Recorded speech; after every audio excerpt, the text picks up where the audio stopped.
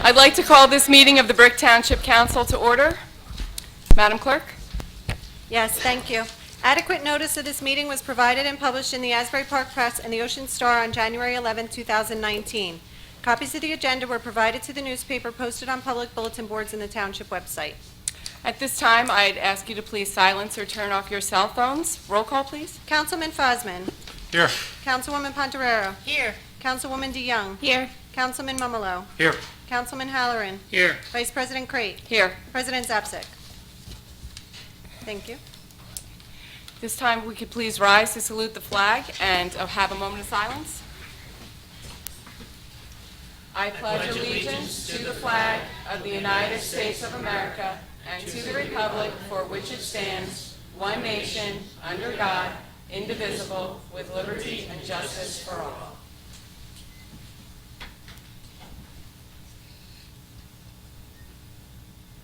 Thank you.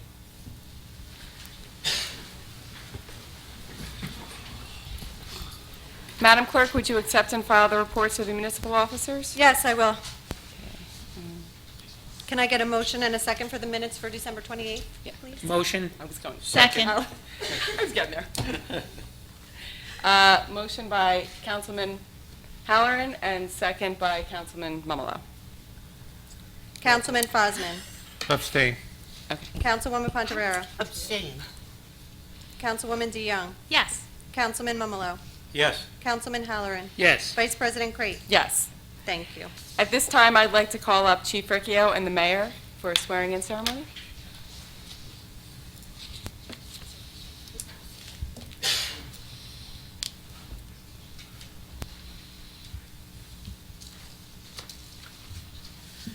Good evening, everyone. Tonight we're here for the purpose of promoting two of our sergeants to the rank of lieutenant. These promotions are the result of the retirements of two of our lieutenants, Lieutenant Robert Hine and Lieutenant Mike Zalizzi.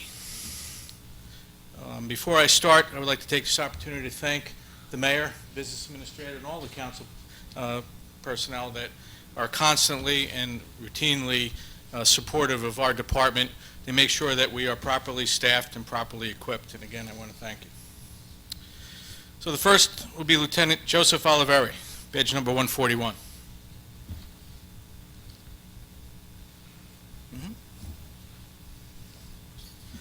Lieutenant Joseph Oliveri, badge 141, was hired January 1995 and worked the 4 to 12 and the midnight shift until 2001. During his time spent in patrol, Lieutenant Oliveri served as a field training officer, training 17 new officers.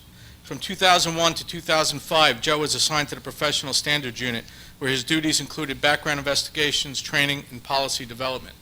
In 2005, Lieutenant Oliveri was assigned to the Detective Bureau, where he investigated computer crimes and auto thefts. Joe completed a one-year assignment with the Ocean County Prosecutor's Office Computer Crimes Unit and participated in the To Catch a Predator operation. In 2011, Joe returned to the Patrol Division and worked the midnight shift and day shift until being promoted to Sergeant in 2014. Joe served as a squad supervisor on the midnight shift until being transferred to the Administrative Services Division in 2015. While in the Administrative Services Division, Lieutenant Oliveri supervised the fleet maintenance, radio repair, and communication units. Lieutenant Oliveri has been the recipient of numerous chief certificates and citations, including Life-Saving Awards, Meritorious Service, Grand Court on Unit Citations, Honorable Service Award, and the Lieutenant Thomas McNellis Award. Joe has served the PBA as a shift steward, financial secretary, president, and state delegate, and is currently the Supervisors Association vice president. Joe has also served as recording secretary and chairman of the Ocean County PBA Conference. Lieutenant Oliveri is married to his wife Lisa and has a daughter Alyssa. Lieutenant Oliveri will be assigned to the Administrative Services Division and serve as the Deputy Division Commander. His responsibilities will include supervising the Records Room, ID Unit, and Communications Bureau.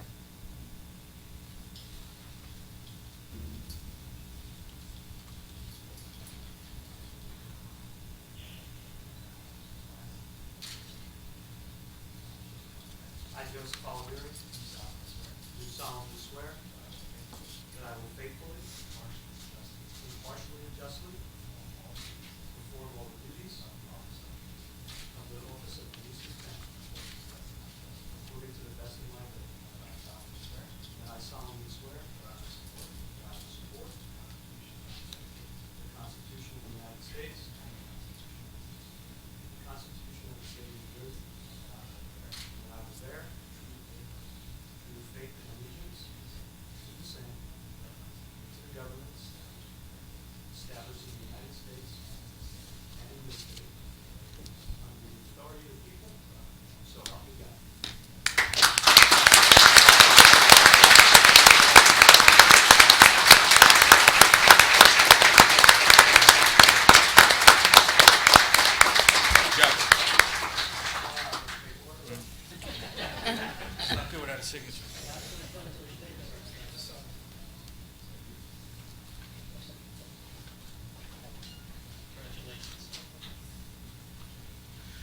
Next, Lieutenant Neil Peterson.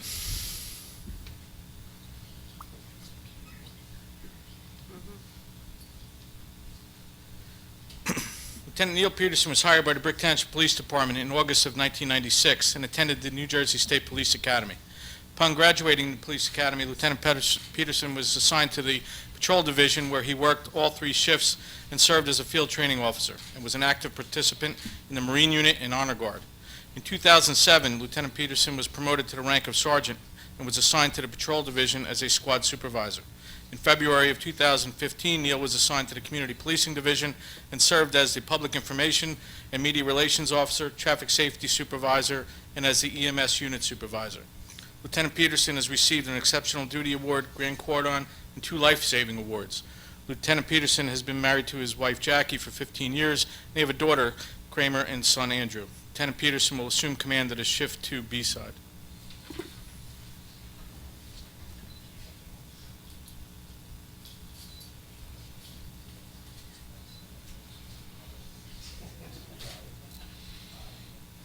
I, Neil Peterson, do solemnly swear that I will faithfully and impartially, perform all the duties of the office of the officer according to the best of my ability. I solemnly swear that I will support the Constitution of the United States, and the Constitution of the State of New Jersey, and I will bear, be faithful to the faith and allegiance to the same and to the governments established in the United States and in the state under the authority of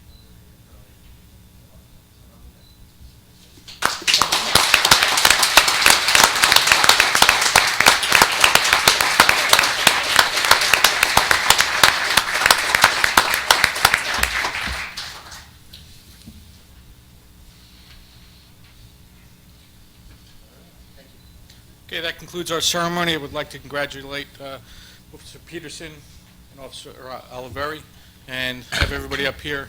Traditionally, we always take a picture with our officers, so.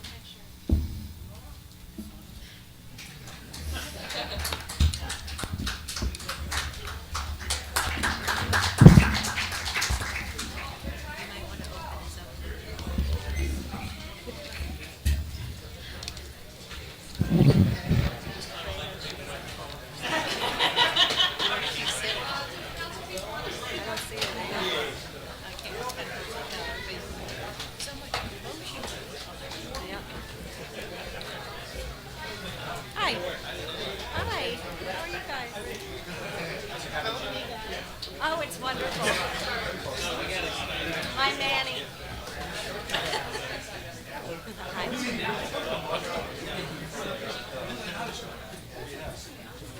Who's protecting? I want to get out of the picture.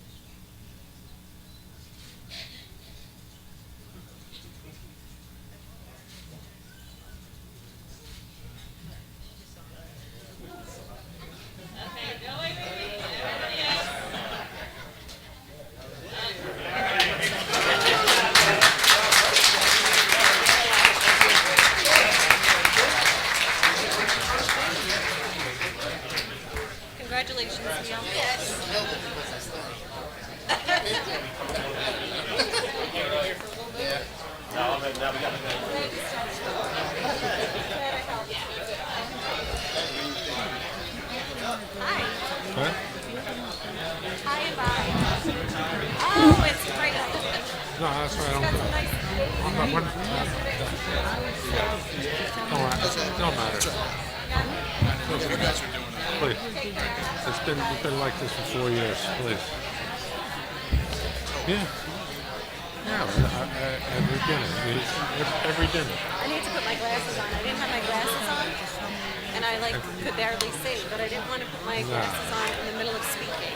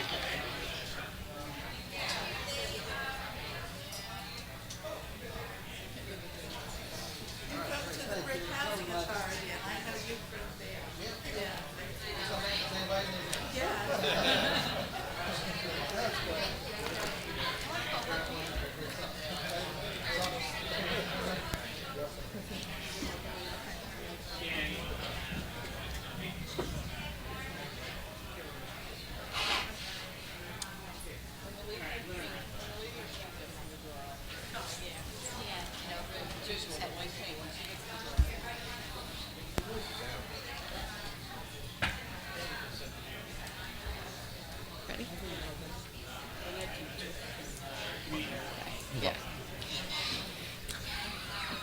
Good? Yep. Okay. All right, now we'll move on to our can't consent see that agenda.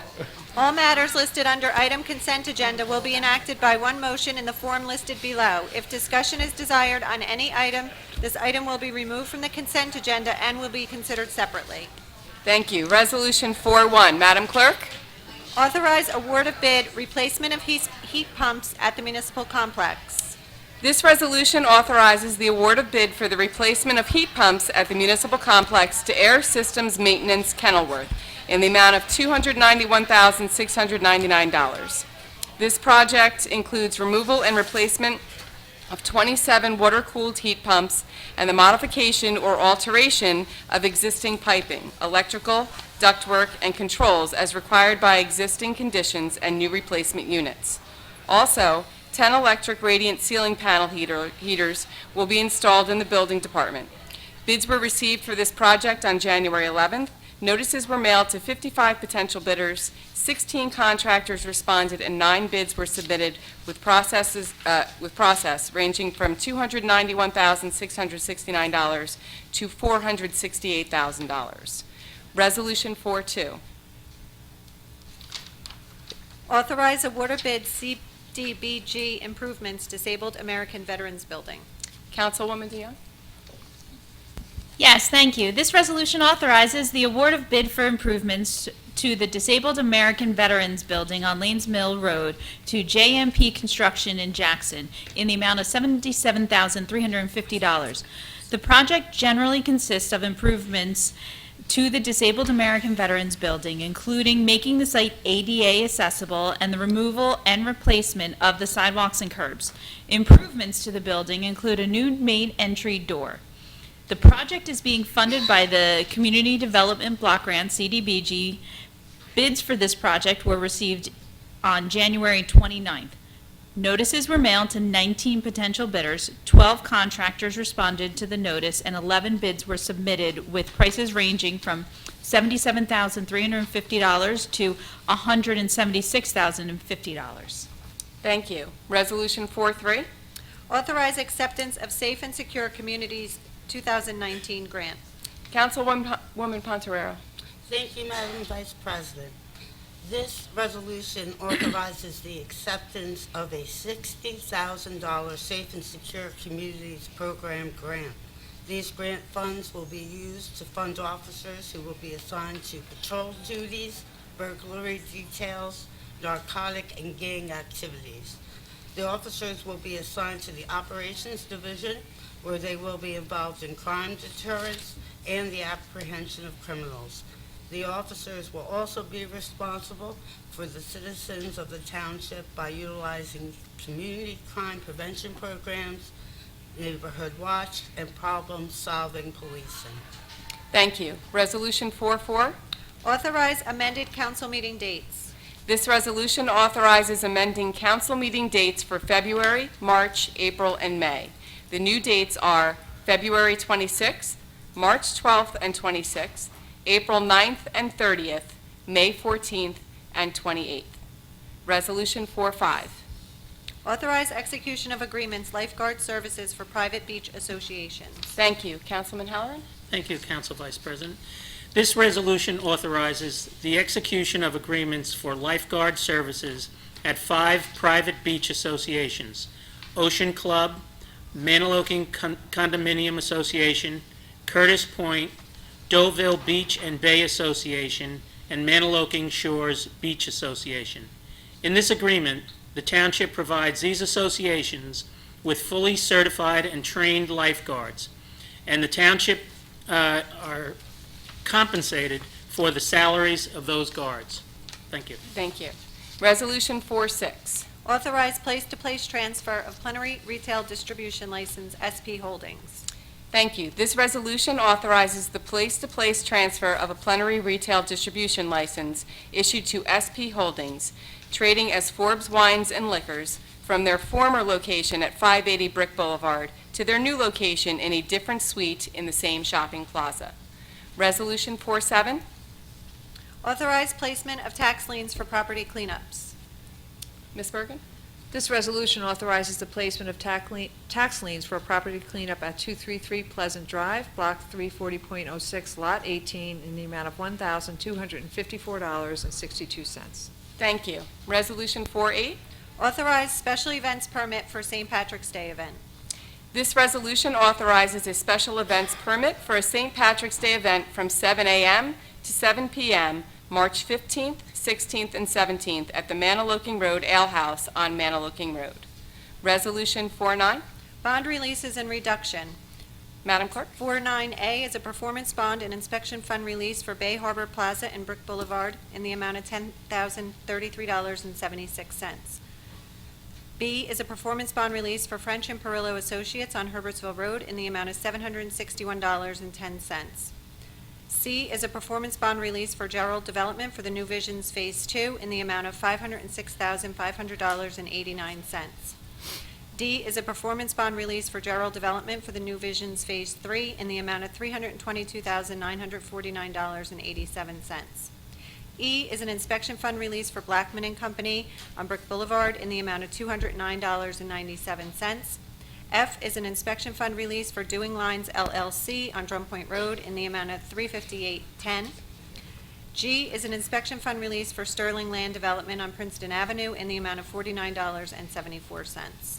Thank you. Resolution 410. Mrs. Bergen? Thank you. 10A, Veterans Deduction granted in 2018. There are 6, each in the amount of $250. 10B is the Senior Citizens Deductions granted in 2018. There are 5, each in the amount of $250. 10C are tax overpayments for the year 2017. 8 Ritchie Court, Block 255.13, Lot 2, in the amount of $1,015.48. 10D, tax overpayments for the year 2019. 35 Johnston Avenue, Block 780, Lot 16, in the amount of $2,136.01. 10E is a state tax appeal granted at Block 673.01, Lot 19, 801 Route 70, in the amount of $16,136.15, which is a 6-year appeal. 10F is a state tax appeal granted at Block 1422.17, Lot 27.03, 505 Ridge Road, in the amount of $16,253.75, which is a 6-year appeal. Thank you. That is the end of our consent agenda. Open to council. Seeing none, can I call for a motion and second? Motion. Second. Motion, Councilwoman Pontorero, second, Councilwoman DeYoung. Open to public for questions on the resolutions. Okay, Mr. Sluka?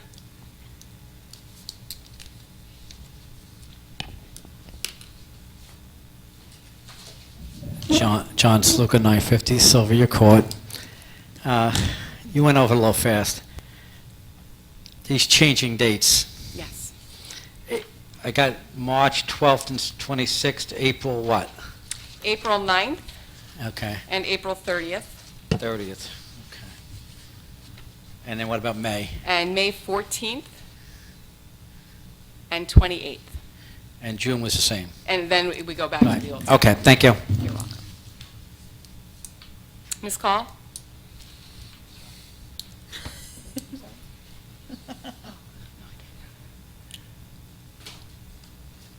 Want to let me in on the joke? You Two were of you just were telling me having to- a good time laughing.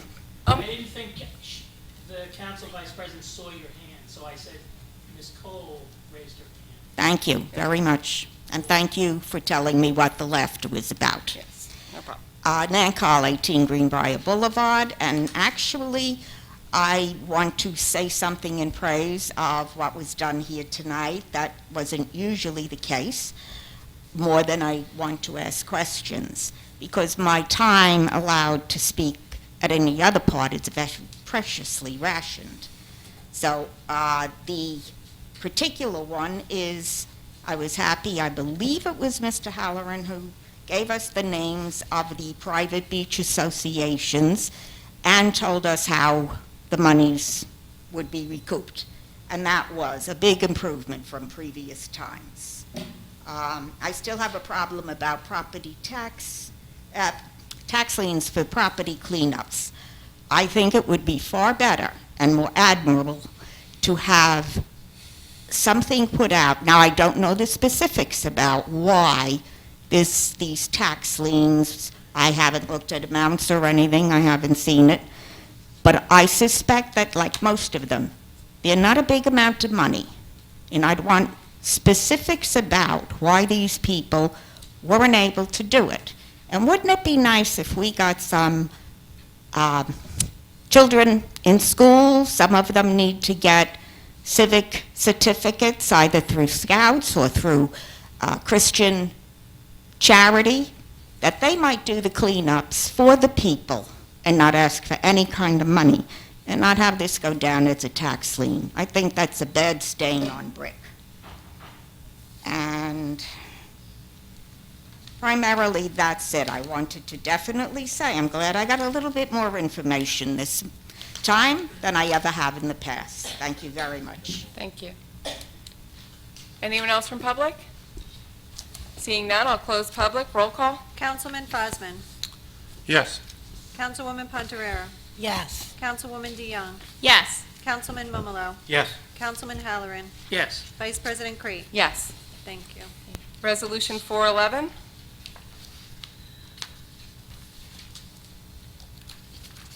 Be it resolved by the Township Council of the Township of Brick that the following bills be paid, and that the mayor and clerk be and are hereby authorized to draw orders on the treasurer for the amounts of the same.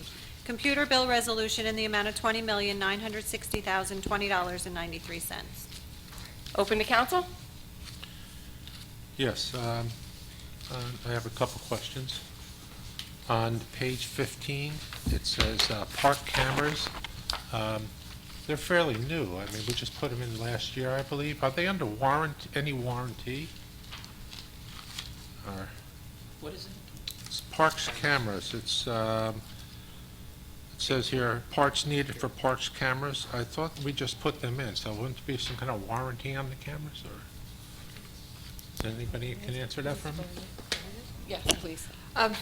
The ones that are on warranty, we are replacing through the warranty, but we have been doing parks cameras for some time, so I would assume that the ones on the bill either are not on the warranty, and there are some cases where we have decided after installation to upgrade the light, sometimes with the timer, based on the neighbor's requests, so it would be for a part that was either not covered by warranty or something that we were adapting. Because we just the put the light bulb. cameras in Colorado Park last year. Right, but we have lots of other parks that we have, and That was the locations. first, believe that, wasn't that the first park put in with cameras? But there's, park security is at other locations besides the park, so if it's listed as What is the parts warrant- needed for park cameras, they What would is be the our warranty outside on security cameras. So, for example, at the marina, we have several cameras at the marina. What is the warranty on those cameras? Anybody know? Well, it would depend on when the camera was purchased, so each one would have its own warranty, so All right. we can certainly check that. Electronics is not. And page 24. Let me get it myself here.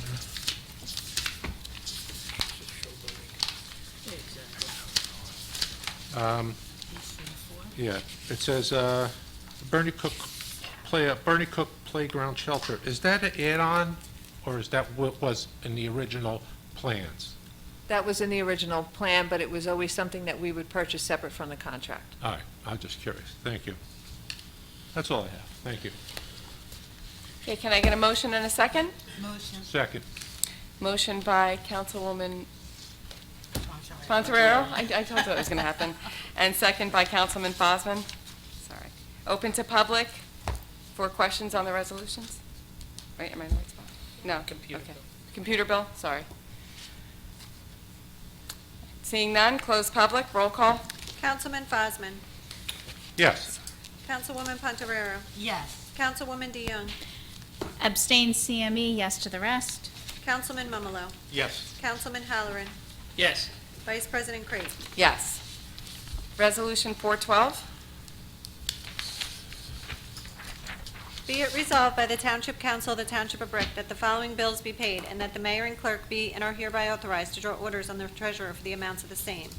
Manual bill resolution in the amount of $3,409,538.57. Thank you. Open to council? Seeing none, close. Motion and a second? Motion. Second. Motion, Councilman Mumalo, second, Councilman Halloran. Open to the public for questions on this resolution? Seeing none, close public, roll call. Councilman Fosman. Yes. Councilwoman Pontarero. Yes. Councilwoman DeYoung. Yes. Councilman Mumalo. Yes. Councilman Halloran. Yes. Vice President Crate. Yes. Okay, we are now at public comment. Madam Clerk? Please note that each person addressing the council during any section of the meeting during which public comment is permitted shall limit his or her remarks to 5 minutes pursuant to Brick Township Administrative Code, Section 2-33B. Okay. Mr. Sluka?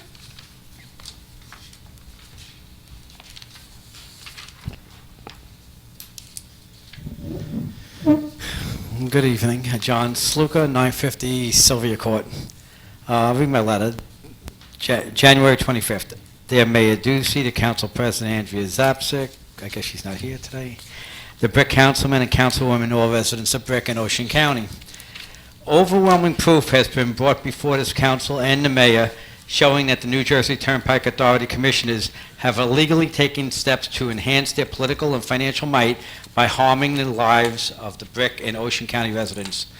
By destroying the environment surrounding the Garden State Parkway, the commissioners have been killing our seniors prematurely, causing COPD to our residents, exposing our children to toxins causing asthma and other lung-related diseases, and subjecting our mothers-to-be with pollutants that can lead to births of autistic children. What is needed on the Garden State Parkway adjacent to the areas of Evergreen Woods, Primrose Gardens, Greenbrier, Birchwood Park, Brick High, Brick American Field, Town Hall, Sutton Village, Lanes Mill, and other places in Brick and Ocean County is increased forestation as well as a 14-foot pollution, safety, and noise wall to curtail some of the damage caused by the illegal actions of the commissioners. A wall is needed here in all unprotected areas of Brick adjacent to the Garden State Parkway, and along with a wall, there must be vast replantings of trees and brush immediately. Thousands of studies, many of which have been brought before the council and mayor, talk about the great harm that is being done to the people who live near the major highways. You cannot undo what the commissioners have caused, but you can try to force them to take steps to correct, at least in part, some of the ill effects that they have created. vast replantation of brush and trees need to occur and to help curtail the future risk from all of our citizens. I am not asking you to believe me. Actually, I hope you don't believe me. Please don't believe me, and others like me. Investigate for yourselves. Go to the library, has been suggested by a council member. Look at the internet, read the studies, talk to hospital personnel, and then reach your own conclusions. Come back soon to an upcoming council meeting, and before the townspeople, report your beliefs and findings. Stand up and speak out, and then either call the citizens liars who have been protesting the imposition of the commissioner's deadly decisions, or stand up and speak out for the citizens of Brick Township. If I am lying about the possible impacts, stand here at every council meeting and please call me a liar. I'm not going away. I'll be here. So stand in front of all the townspeople and tell me I'm a liar. But if not, please don't just sit idly by. Do something that truly will help the citizens. A wall and vast planting are needed in evergreen woods and other areas, and the people's representatives need to address the problems. The representatives need to show that they are not beholden to the bureaucrats like the commissioners. Our representatives need to show they are not beholden to big business and big government interest. Show you are not beholden to union bigwigs or the bosses in the political parties. And take a stand for the people you represent. Action is needed, so yes, please investigate for yourself. You volunteered to do what is best for the citizens, not the bureaucrats, not the political bosses, not the big construction companies, and the time to act is now. Your number one job is to act for the people, and if you are afraid of the repercussions from the bureaucracy, then please volunteer for something else that may not be so controversial as fighting for the health and lives of your brothers, sisters, mothers, fathers, children. The mayor said we are family. And now I'm begging you to act like a family and stand up for our family.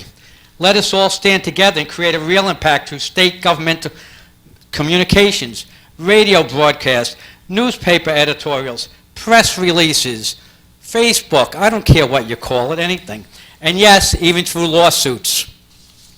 The people are counting on you, each and every one of you, individually and as a group. The family of Brick needs you. Stand tall and be counted. Thank you, John Sluk. I yield back 25 seconds. Thank you. Ms. Call?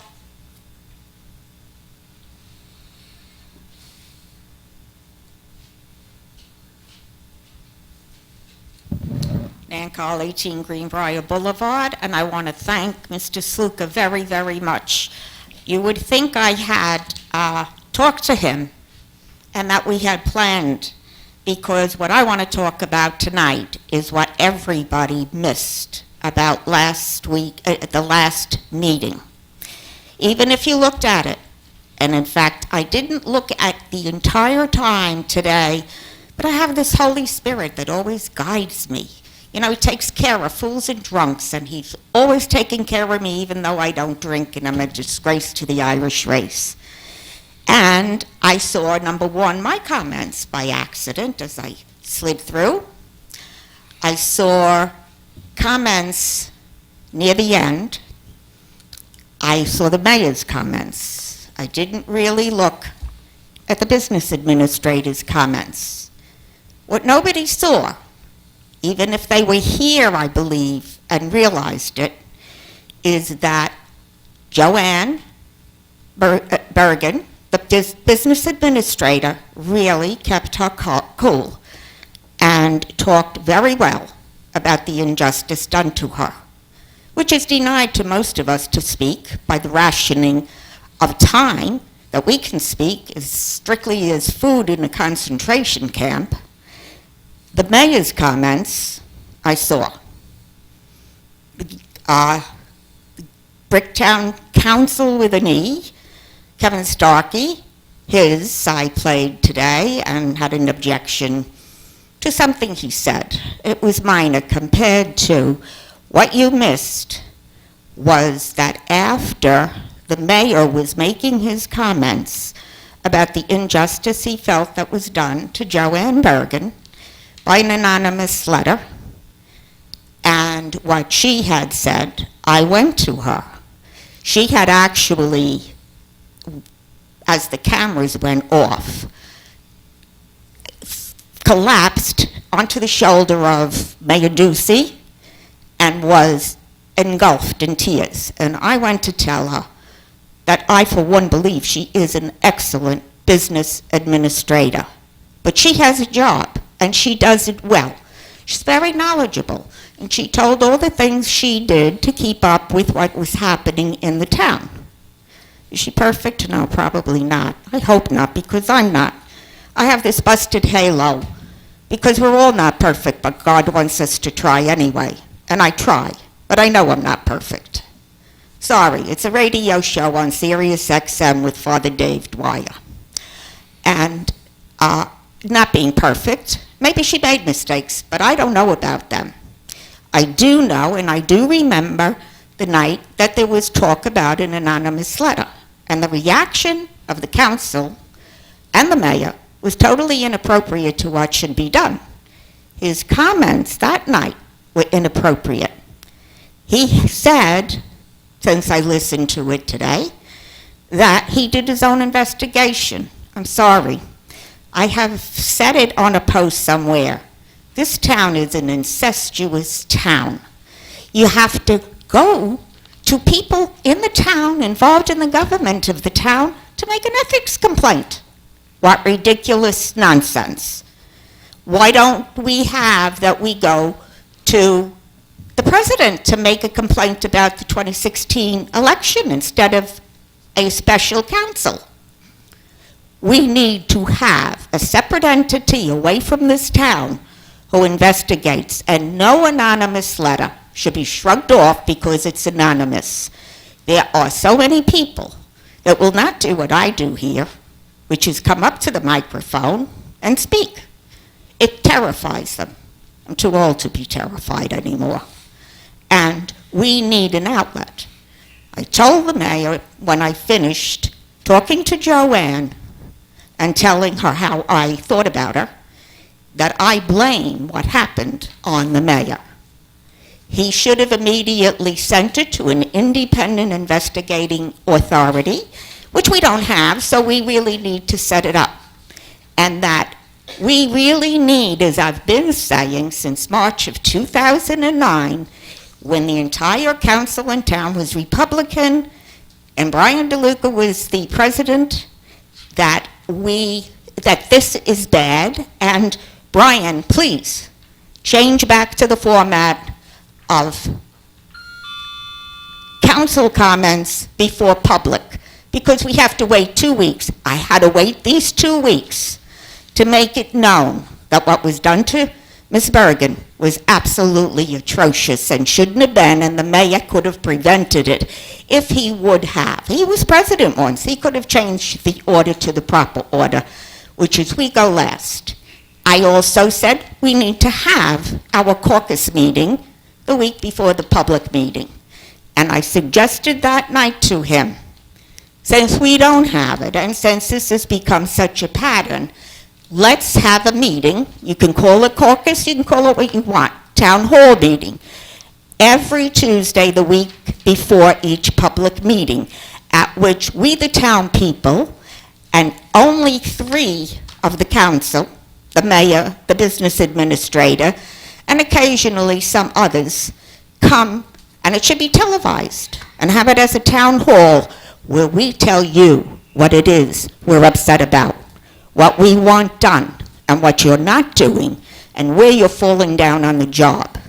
And even though I've run out of time, which is totally, this is now 20 to 8, and the meeting is practically over, those 5 minutes were imposed by one person who got the meter from another entity.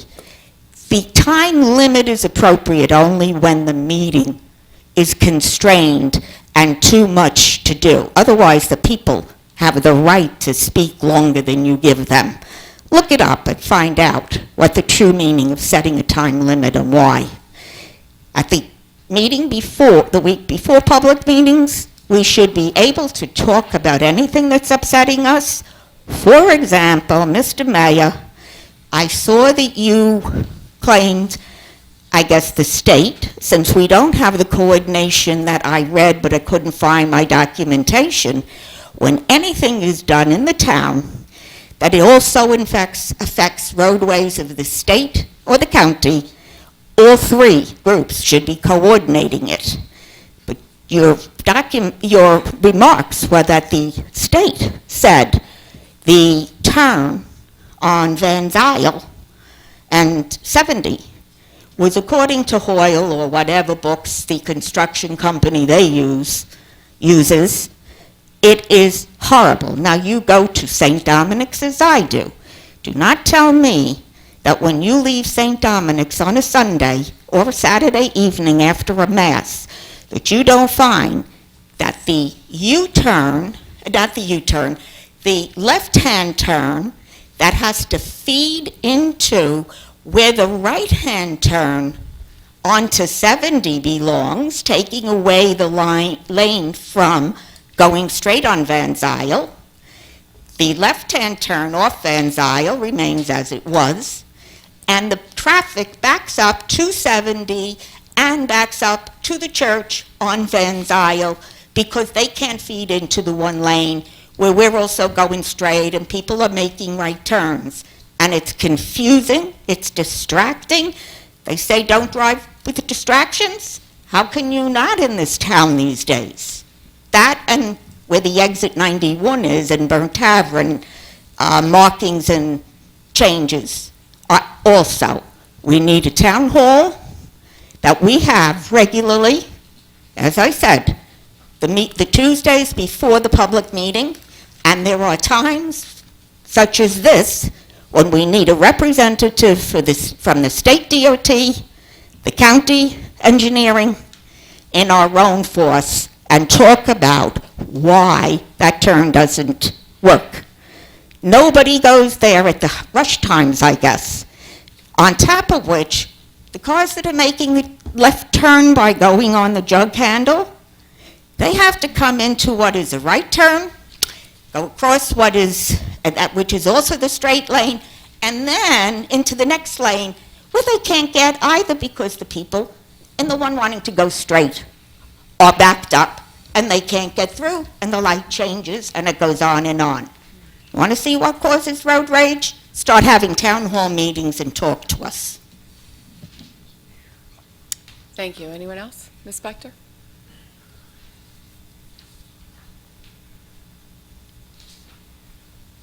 Good evening, Michelle Spector, 808 Jenny Court in Brick.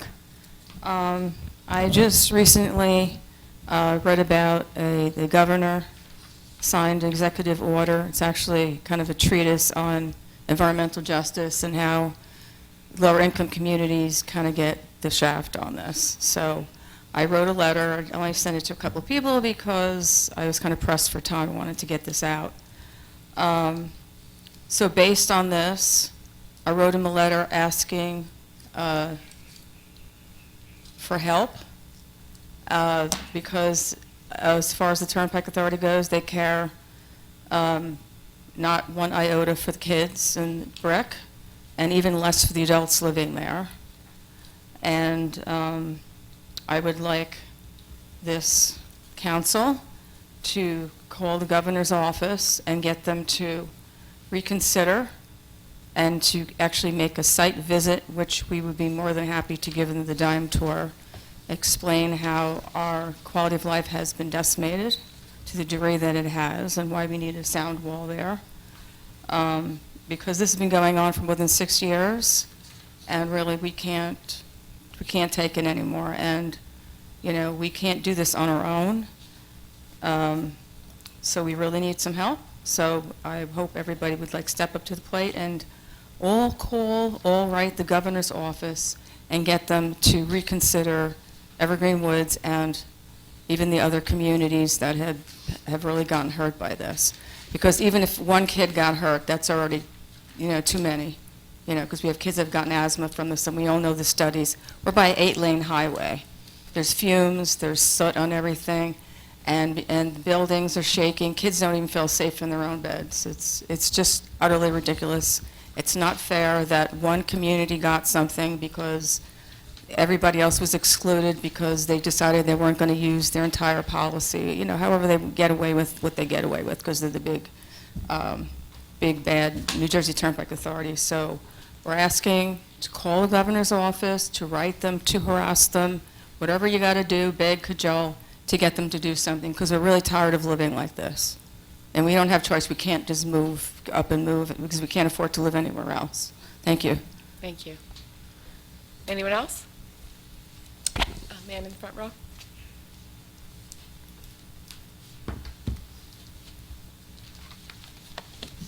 Good evening. My name is Roxanne Jones. I live in the Laurelton section of Brick off of Route 88 near the Route 70 juncture. And I'm up here because, as many of you know, the governor is about to sign a law that puts a tax on the rainwater that falls on parking lots and even, from what I understand, paved driveways by private owners. And this is all so that there can be filtering at the utilities of the water before it goes into the into our springs and other natural water sources.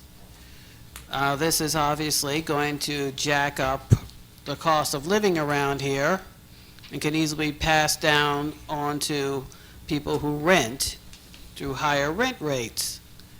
What I'm asking is, they say that other states that they have similar systems, but yet they don't have the high tax rate that New Jersey does. Isn't there some cost-effective alternative that Brick can do?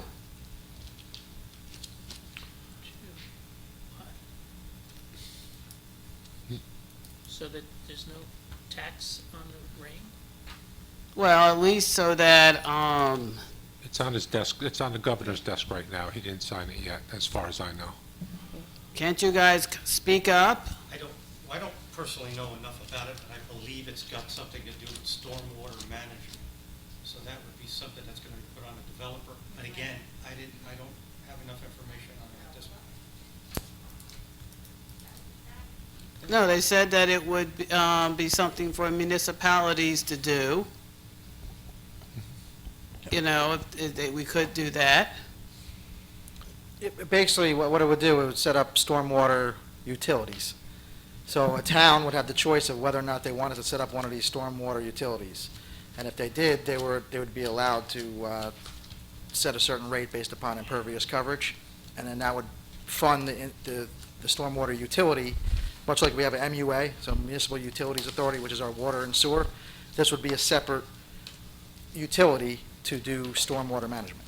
And it'd be funded through this tax for impervious coverage. But the state's making it optional to the towns whether or not they would want to do such a thing. So in other words, we don't have to do this? Nope. Well, in that case, sir, I adjure you not to. We already have, as you know, our own utilities. I'm with you. It's nice to have the towns have an option, so there's certain towns that want to set it up, but I wouldn't be behind it, although it's not my choice, and it'd be more up to the council. But I don't like seeing money coming out of people's pockets. I like to keep expenses low, taxes low, everything low. I don't like people spending money. That's my whole thing. So I wouldn't add another tax to somebody. That's not what I do. Okay, thank you very much. Thank you.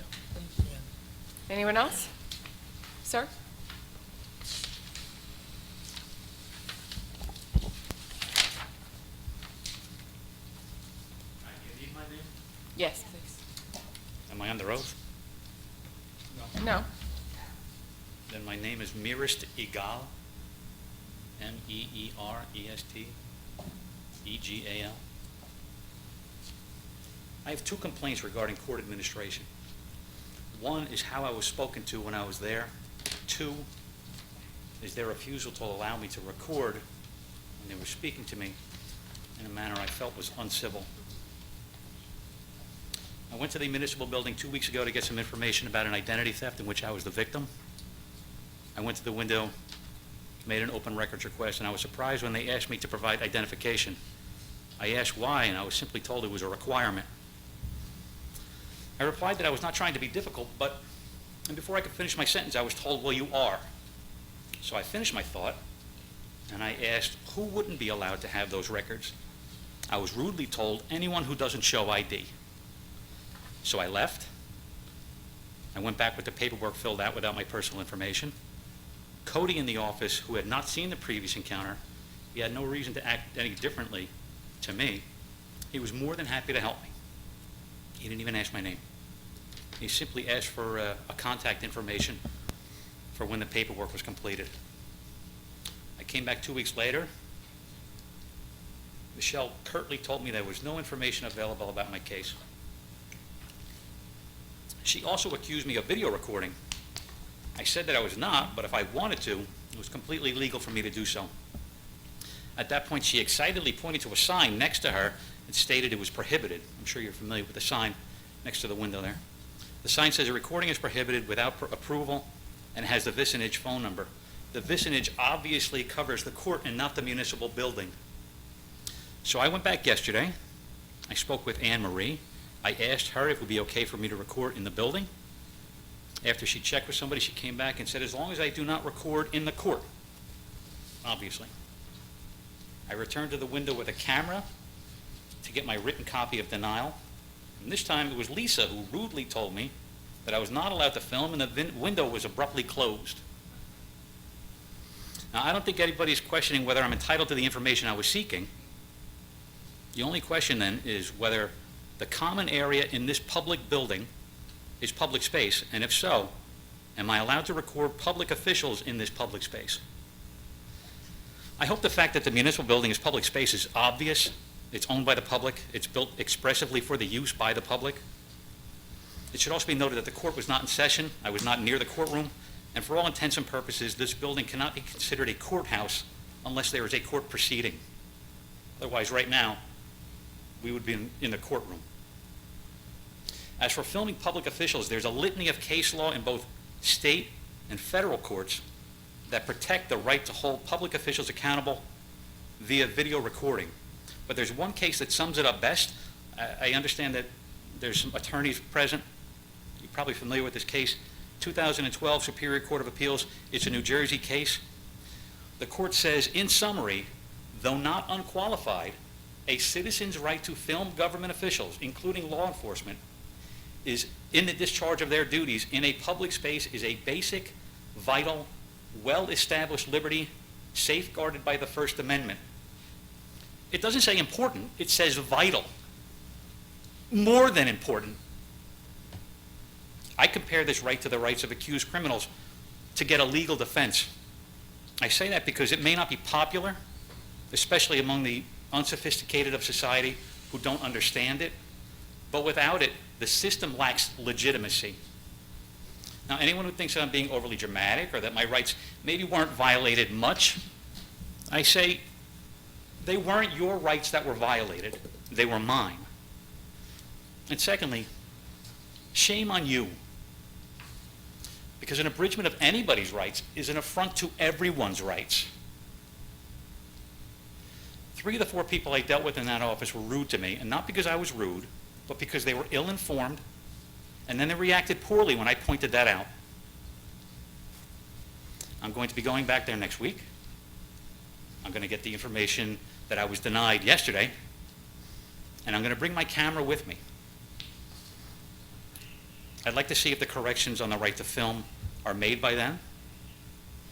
I also hope that the people in that office are trained on how to deal with the public, who are not only their customers, but ultimately their employers. Thank you for your time. Thank you. Anyone else from public? Yes.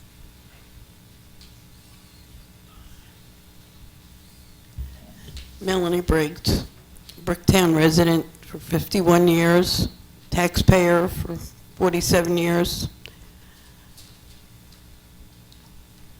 A while back, there was an accusation that as an employee, I was given special consideration for an Oprah request.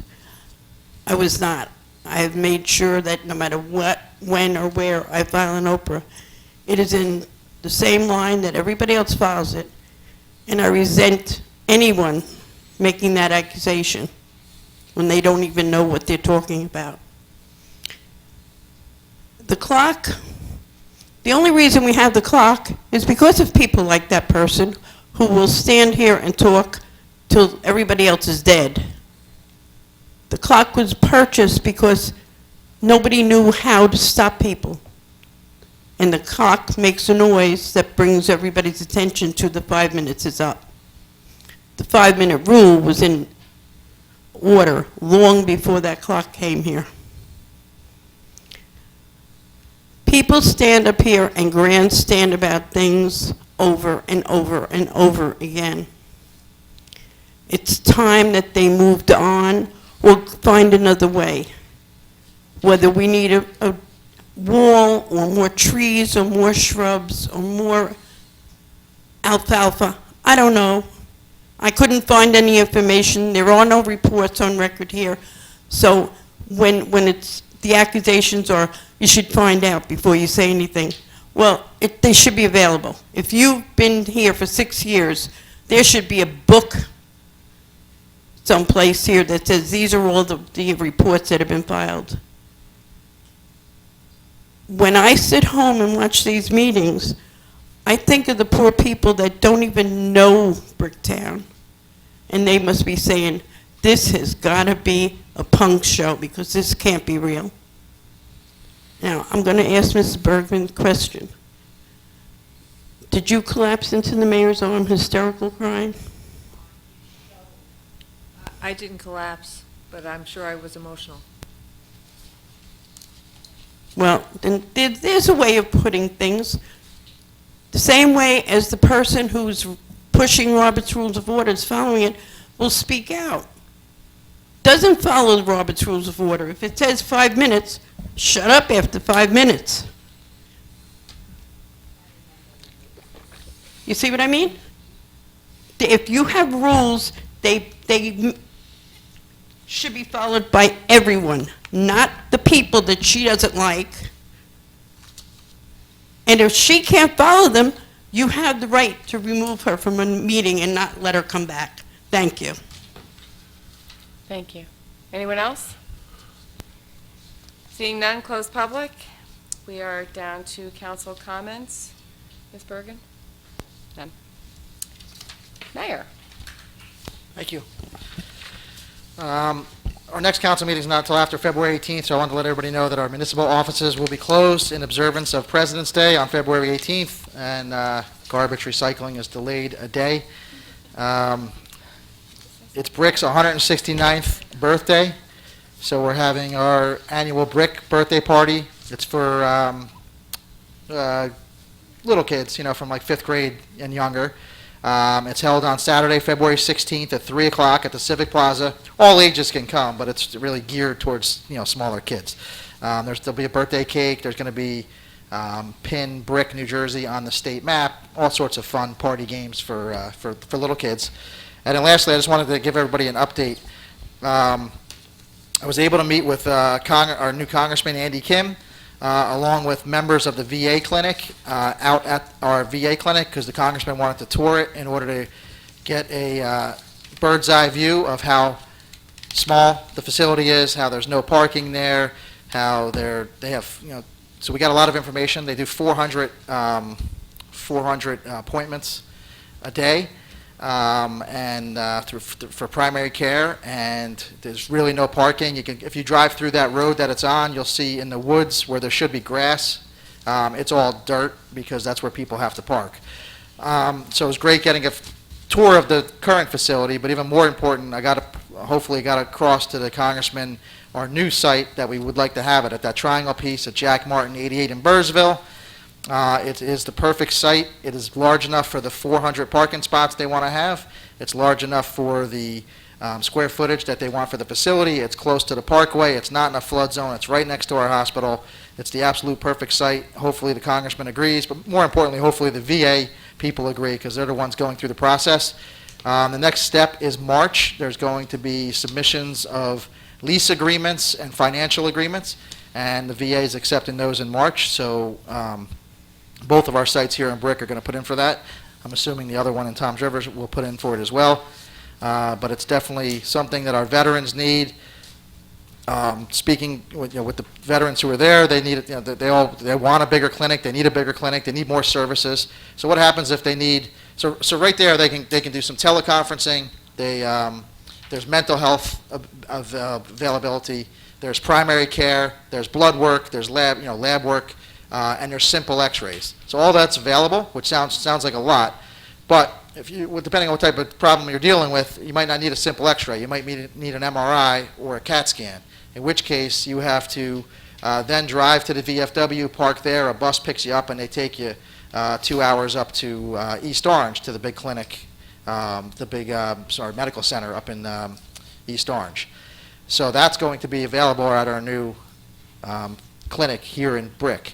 In addition, what they're going to also want to do is pain management. They're going to add a pain management facility. Instead of everybody having to drive or sit on a bus all the way up to East Orange, for the veterans to have the facility right here where they can get their cortisone injection, they can get their epidural injection, all that type of pain management right here at our clinic. So that's why we need a large one.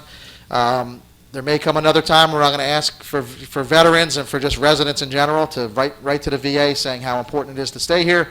I don't think we're there yet. I know we were there a couple years ago, and everybody, thanks for doing that the first time around, but we may need it again in the future because it's so clear. If you go there, if any of your relatives go there, if you go there yourself, how it's bursting at the seams and needs to be updated with a new facility. So thanks. Thank you. Mr. Keneally? No comment. Thank you. Madam Clerk? Nothing, thank you. Madam Secretary? Councilman Fosman? Thank you. I'd just like to give everybody an update on Traders Cove and Marina dredging permit update. Last week, I sent an email to Susan Dietrich at the New Jersey State DEP requesting an update on the Traders Cove dredging permit. I did speak with her by phone yesterday, and she advised that the permit submitted by ARH on behalf of the township was deficient.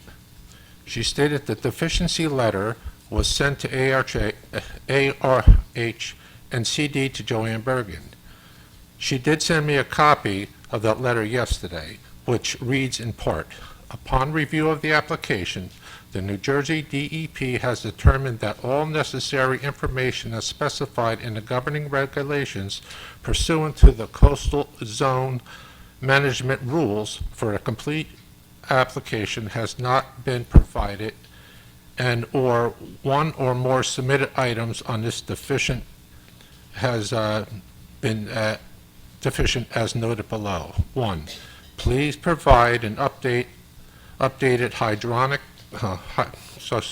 hydrographic survey of the marine basin and an estimated volume of material to be removed from the dredged area.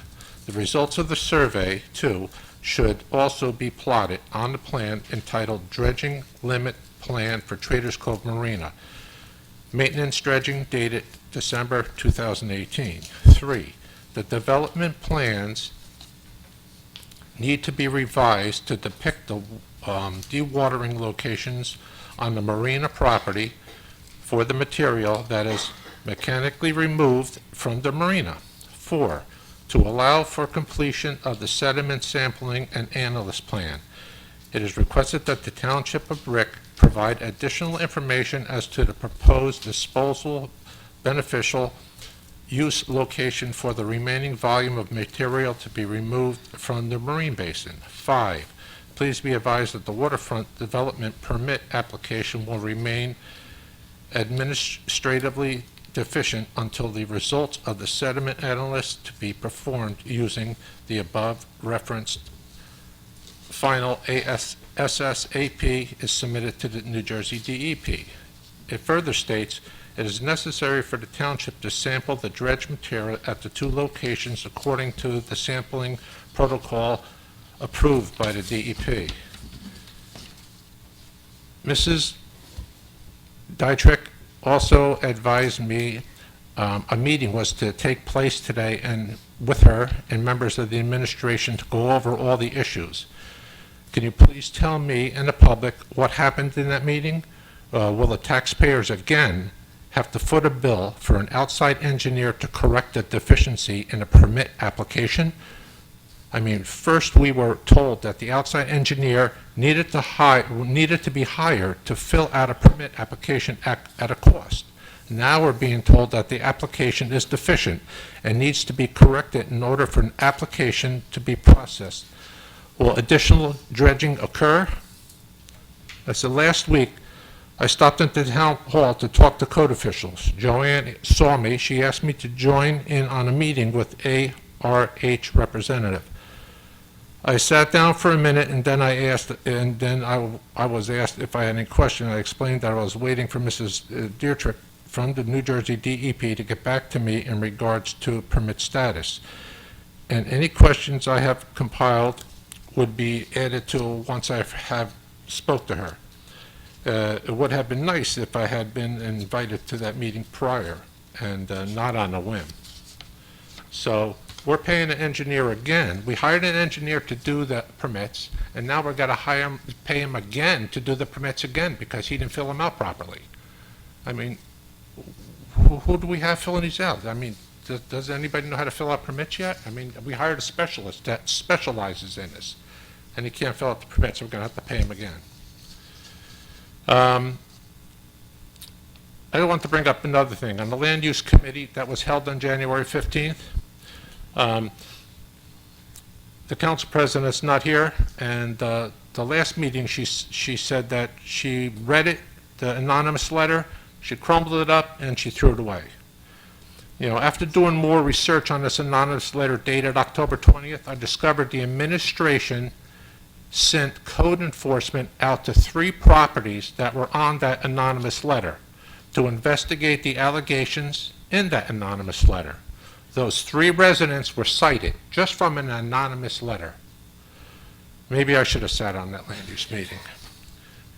2 anonymous letters and 2 different procedures.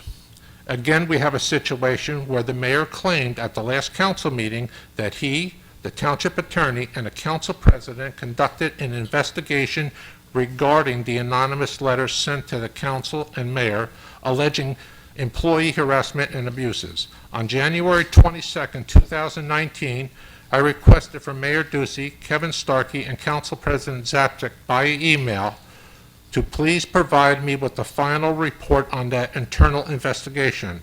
And on January 23rd, 2019, Mr. Starkey replied in an email, there was no internal investigation and no formal report. And on January 24th, 2019, Mayor Ducey replied that he gave his findings during the mayor's comments at the end of the meeting.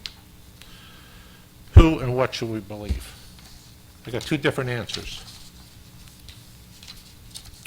Now I'd like to talk about the 50-50 raffles held at Summerfest and other events that we have there. Each year at Township Summerfest and various other events, 50-50 raffles are held. New Jersey state licenses for raffles are required for those 50-50s. Each year, there are 4 summer events, 1 car show, 1 fall festival where 50-50 raffles are usually held. I requested copies of the raffle licenses filed with the township clerk. The following were provided to me. In 2013, there were 2 events held on that raffle license.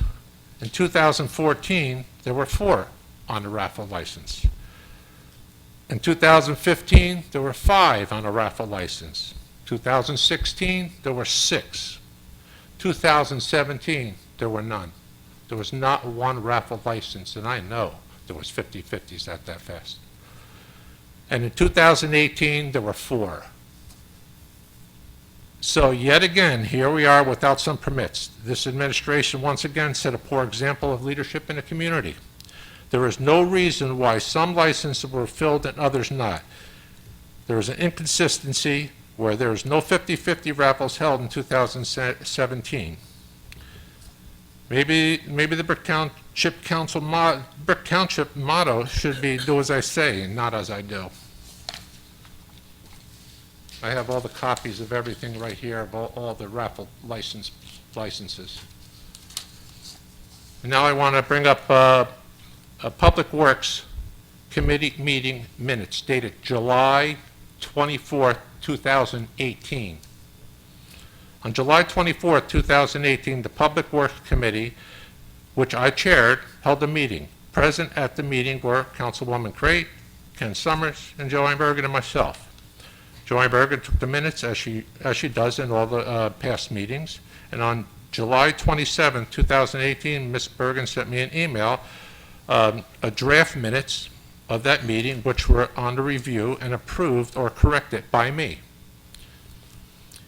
In the personal matters section, I stated that the committee discussed drug policy along with proper protocol, and if necessary, matters will be referred to Internal Affairs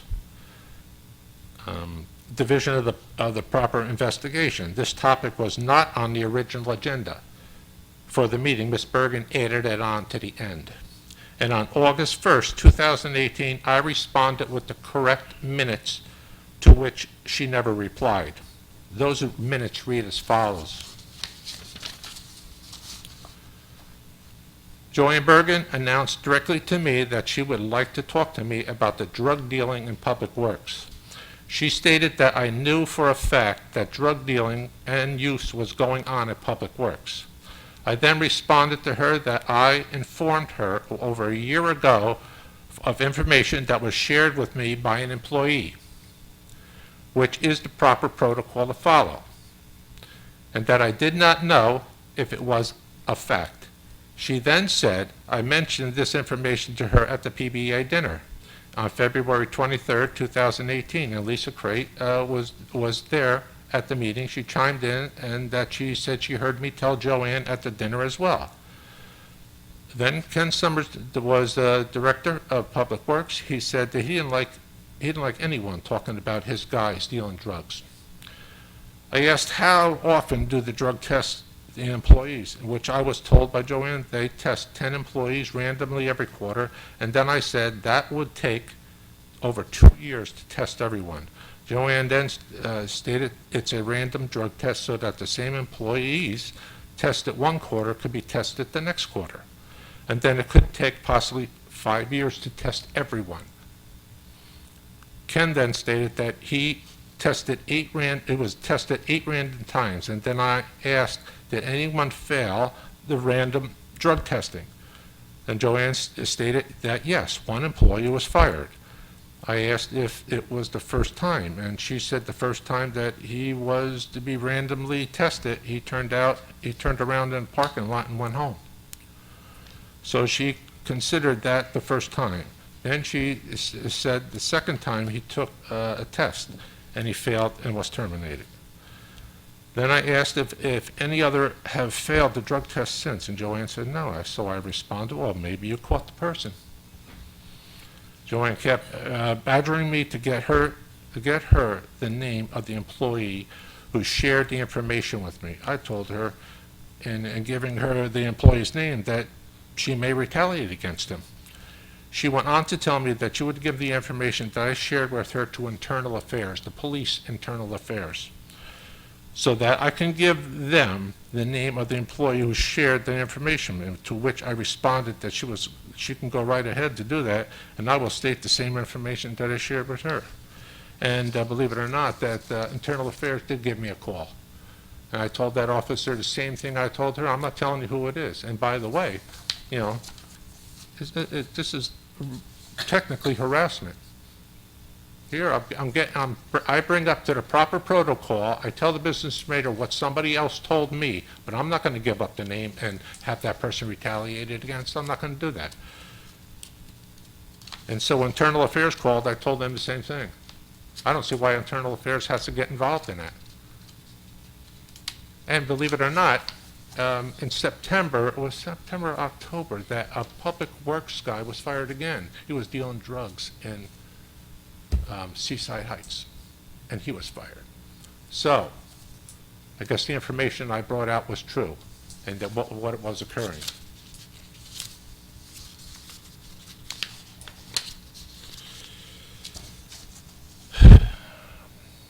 no employee or elected official should have to go through the badgering and harassment that I endured.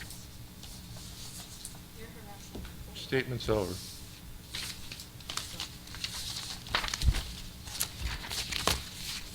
Councilwoman Pontorero? Thank you, Madam Vice President.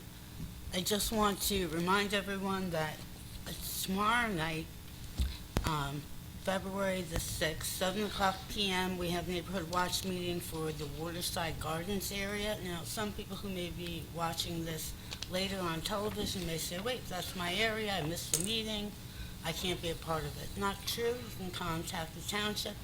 They'll put you in touch with our officer in charge of the program, and you will be included in the Neighborhood Watch. So again, Waterside Gardens area, it's Council A and B room right here at the Township Hall. I have no further issues for tonight. Have a great evening. Thank you. Councilwoman Dion? Thank you. I would like to congratulate the officers on their promotions this evening, and I have two new buy and brick businesses. The first is 502 Baking Company on Brick Boulevard with a 7.5% rebate on a $20 purchase, and also School of Rock on Brick Boulevard is going to be offering a 10% rebate for the first full month of tuition. That business is not yet open. They will be open, we believe, on March 16th, but we'll be accepting pre-registration for them. On February 12th, there are senior health screenings at the VFW, the Senior Center, starting at 9:30. Again, that's on February 12th. And on February 13th is the Senior Valentine Day Breakfast. It's again February 13th from 9:30 a.m. to 10:30 a.m. at the Senior Center of the VFW on Adamston. And for both of those events, you can register at 732-920-8686. The health screening does not require registration, but the Valentine's Day breakfast does. And that will be my comments for this evening. Thank you. Thank you. Councilman Mamalo? Mamalo? Mamalo. Congratulations to Lieutenant Oliveri and Lieutenant Peterson. Great job. Happy Valentine's, everybody, in case I forget. But I want to thank Councilman for actually releasing the minutes this evening, because I've never seen them yet. So your version of the minutes mean nothing verbally. I'd like to see them. I'm speaking right now. I'm speaking, Councilman. I'm speaking. You're not speaking. Will you? The August We'll listen 18th. to your stuff. The August 18th meetings have never been released because you accidentally erased them. Miraculously, they're gone. So we don't know what transpired that way. When you talk about an anonymous letter and it not being investigated, and you have somebody that actually tells you of drug use, and you don't want it to be investigated because you won't give that person up, there's a problem there. And so I can't agree with that at all. Again, I'm speaking, Councilman. Thank you. Please stop. You're done. You're done stop. speaking. Thank you. Well, I'm glad to see that you released the minutes this evening as a public spectacle, because it's ridiculous. You're politicking, and it's horrible. And that's it for me. Thank you, everyone. Councilman Halloran? Thank you. Congratulations to both lieutenant promotions, Lieutenant Oliveri and Peterson, and